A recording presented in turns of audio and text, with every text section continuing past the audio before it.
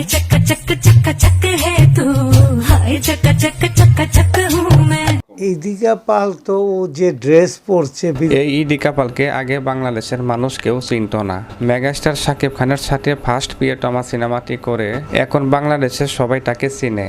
শুধু তাই না, মেগাস্টার শাকিব খানের সাথে এবারও বরবার সিনেমাটি করে বাংলাদেশে অনেক জনপ্রিয়তা হয়েছে। নিতু শুধুই আমার। সম্প্রতি এক ইন্টারভিউতে মনোয়ার হোসেন ডিপজলকে সাংবাদিক জিজ্ঞেস করেন, আমাদের বাংলাদেশের নায়িকাদের অভাব নাই, নতুন একটা সিনেমার কাজ শুরু হলে বাংলাদেশের নায়িকা না নিয়ে ইন্ডিয়ান নায়িকা নিয়ে সিনেমা করা হচ্ছে কেন? আর ইদিকা পালকে নিয়ে এর আগে প্রিয়তমা সিনেমাটি করা হলো, এখন আবার বরবার সিনেমাটিও তাকে দিয়েই করানো হলো কেন?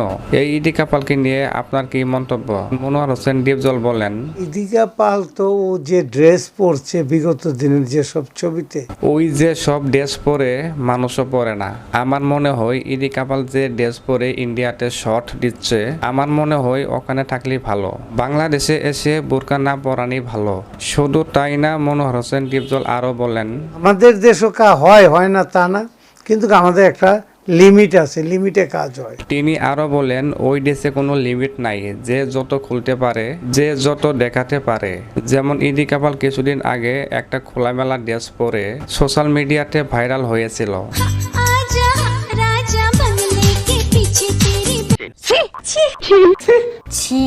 মনোয়ার হোসেন ডিপজল আরো বলেন, তবে আমাদের দেশে ওই রকম খোলামেলা পোশাকে ওইটা না করাই বেটার, কারণ আমরা মুসলমান কান্ট্রি, আমরা মুসলমান স্টাইলে কাজ করার চেষ্টা করি, যাতে খারাপ সাইডটা কম করা যায়, খারাপ সাইডটা যত কম করা যায়। দেশপ্রেমের জায়গা থেকে তিনি আরো বলেন, এমনিতেই আমাদের বাংলাদেশে ইন্ডিয়ান ছবি ঢুকাই দিয়ে আমাদের বাংলা সিনেমার বাজার নষ্ট করছে, আর এখন যদি ইন্ডিয়ান নায়িকা দিয়ে খোলামেলা ড্রেস পরে বাংলা সিনেমা করাই, তাহলে আমাদের দেশের আরো ক্ষতি হয়ে যাবে। তো গায়াস, ইদিকা পালকে নিয়ে মনোয়ার হোসেন ডিপজলের কথা শুনে আপনাদের কি মন্তব্য অবশ্যই কমেন্ট বক্সে কমেন্ট করতে ভুলবেন না। আর আমার চ্যানেলে নতুন হয়ে থাকলে চ্যানেলটি এখনই সাবস্ক্রাইব করে রাখুন পরবর্তী এইরকম আরও নতুন ভিডিও আপডেট পাওয়ার জন্য।